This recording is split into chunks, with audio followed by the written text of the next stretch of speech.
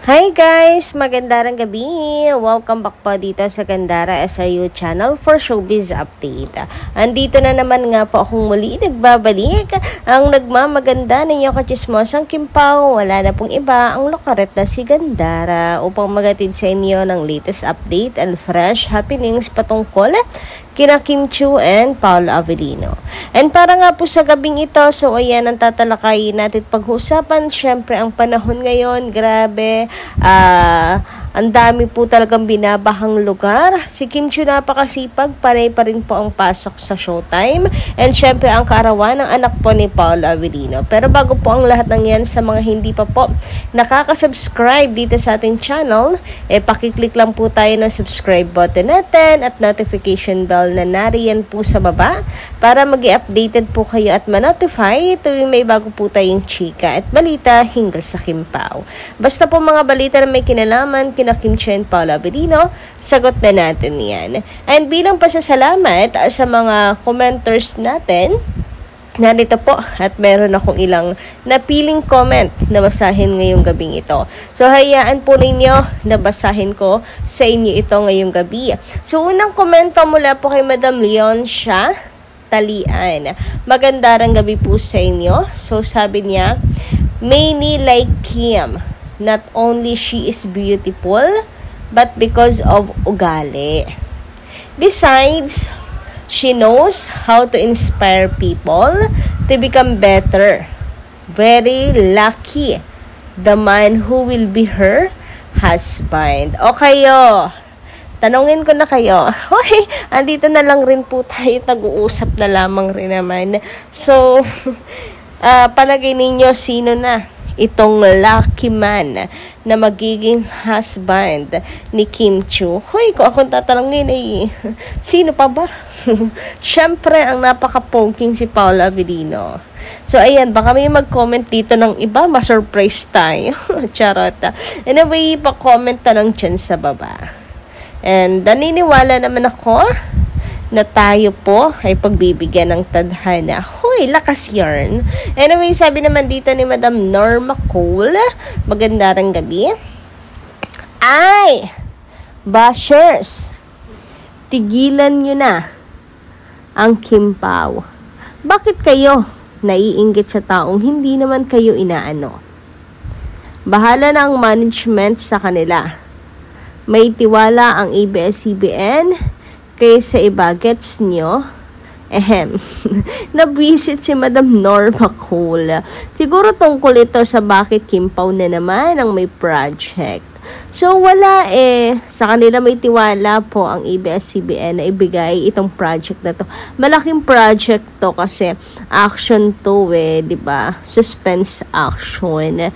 And mga bigat, pinakilala na rin yung ibang cast and mga bigatin po ang kanilang mga makakasama rin po dito. So malaking project po ito. And na ipinagkatiwala sa Kimpao. And wala tayong magagawa doon. Management po ang nagdesisyon yan na kumbaga ay dinilig lang yung ating dasal at tinig. Kasalanan ba nating malakas masyado ang ating tinig? Sabi naman ni Madam, sabi naman dito ni JDL 14-7, kahit ilang daan pa mandigaw kay Kim, pag may karelasyon siya, walang epekto yan sa kanya. Kasi pagmamahal niya, nakatuon lang. Paningin niya sa taong mahal niya. So, ayan. So, una sabi marami nagkakagusto kay Kim, not because of her pretty face lang, kundi dahil sa ugali. And that's true, diba? Higit sa lahat, ang hinahangaan po nila kay Kim Chiu, ugali talaga. Yung ganda given. Well, talaga, una rin yung ganda niya kasi starstruck ang ganda ni Kim Chiu, ika nga ni Paolo Avellino. Then, sumunod ay ang kanyang ugali po na mas lalong higit na nagugustuhan ng marami. And, based naman po sa mga nahuhumaling kay Kim Chiu, yung description nila is because sa ugali po ni Kim. more on ugali po ni Kim Chiu. So, gustong-gusto nila yung ugali dalagang Pilipina ni Kimi. Decente kasi siyang babae, di ba? Anyway, dumako naman tayo dito sa pinaka-sentro ng ating update ngayong gabing ito. Tungkol ay happy birthday. Happy birthday sa anak ni Paolo Avellino na si Aki. July 24 po pala yung kanyang birthday. So, pasensya na hindi ko na po isinama ang picture ni Aki kasi hindi naman siya artista para kumbaga ay i-expose pa natin yung mga pictures niya. Unlike kina Papi Paolo. So, ipinapaabot lang natin yung ating pong pagbati sa kanya. Happy birthday. Ayan. For sure si Paolo ina-spend niya rin po yung kanyang oras kay Aki. Marami naman pong paraan para i-spend yung oras. Anyway, meron naman nagsasabi dahil nga ay grabe ang sipag ni Kim Chiu. Grabe, baha na po yung lugar natin. Ang Pilipinas, dami na pong lugar na binabaha. So, ingat po and prayers guys para sa mga kababayan natin na apektado talaga ng mga pag-ulan. And grabe, may mga banta pa ng bagyo. Si Kimi, diretso pa rin po ang pasok kahit maulan. Ayan, napakasipag talaga ni Kim Chiu. Hindi talaga natetenga yan. Hindi rin niya kasi kayang matenga. Alam mo yon. Anyway, Kimi naman, yung ibang mga fans nag-worry, bakit pinapakita mo daw yung puson mo? Baka raw malamigan. Yung OOTD niya kasi. Anyway, dahil nga po present si Kim Chiu sa Showtime, marahil ay may pagsundo nga raw po si Paolo Avellino kay Kim since special day ng anak nitong si Aki. What do you think?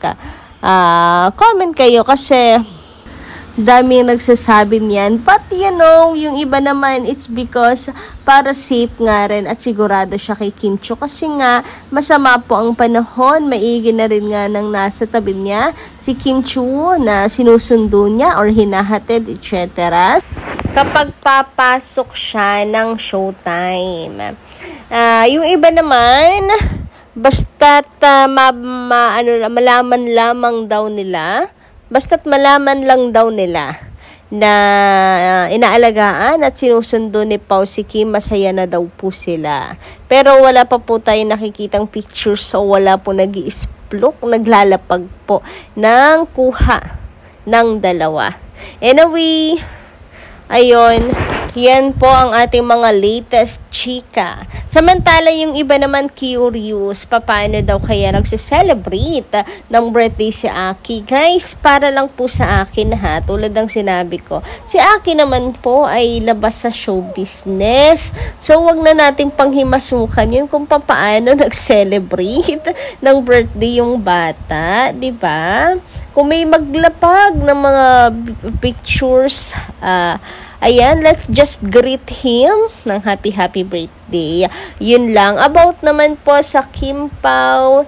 So, enjoy na lang natin kung ano yung nakikita natin at kayang ibigay po nila Kim and Paolo. Sa ngayon, guys, pagtuunan natin muna ng pansin yung panahon.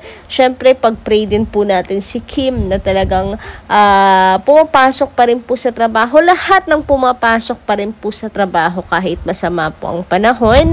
Pag-pray po natin. Samantala, tulad po ng aking nabanggit kanina, yung outfitan po ni Kimi, ilan sa mga seniors natin ang medyo na sa kanyang mga outfit dahil kung kailan naman daw taglamig, saka naman nagpapakita ng puson itong si Kimi.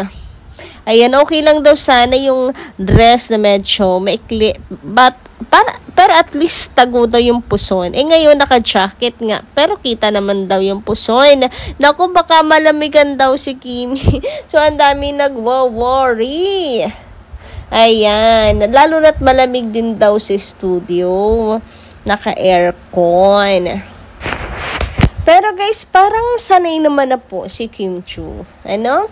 Anyway, nga dito lang muna po ang aking update. Maraming salamat po sa inyong pakikinig. Kita-kits na lang po tayo sa susunod kong chika. Marami pong salamat.